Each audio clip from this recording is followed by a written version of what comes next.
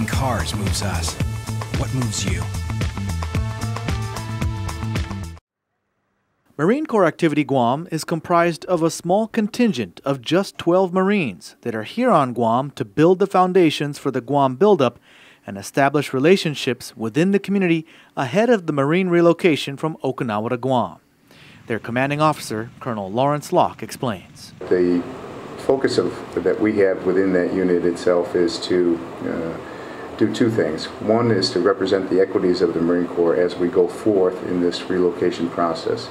And the second piece of that is to establish relationships within the island of Guam, name the group, whether it be the government, the institutions within the business community, and the population at large, all the communities, to establish those relationships as we reintroduce the Marine Corps to the island after being away for so many years. Marine Corps Activity Guam is not the same thing as the Joint Guam Program Office, or JGPO.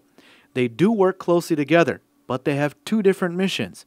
JGPO Forward is focused on representing the buildup planners in Washington, D.C., while Marine Corps Activity Guam is focused on making inroads on the island of Guam. When the Marines come here, the last thing we would want is that they come on board and they know nothing. They know nothing of the institutions here within the island. They know nothing of the government, of the people itself, of the cultural and environmental issues.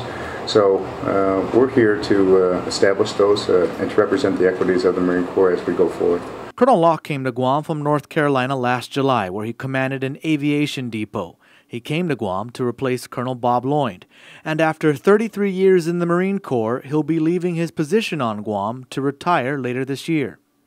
Colonel Locke says the Marines have had a rich and deep history here on Guam, and he believes that their relationship with Guam will continue into the future with the military buildup. I believe with all my heart that this is going to happen.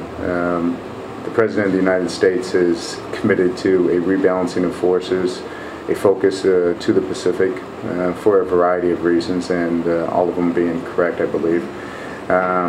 Then the Department of Defense, the Secretary of Defense, has stated that he too is committed. Department of the Navy and is our Commandant, General Amos. General Amos is highly committed to making the move, and for a variety of reasons, all of which are really beneficial to the Marine Corps and to the community at large here, I believe.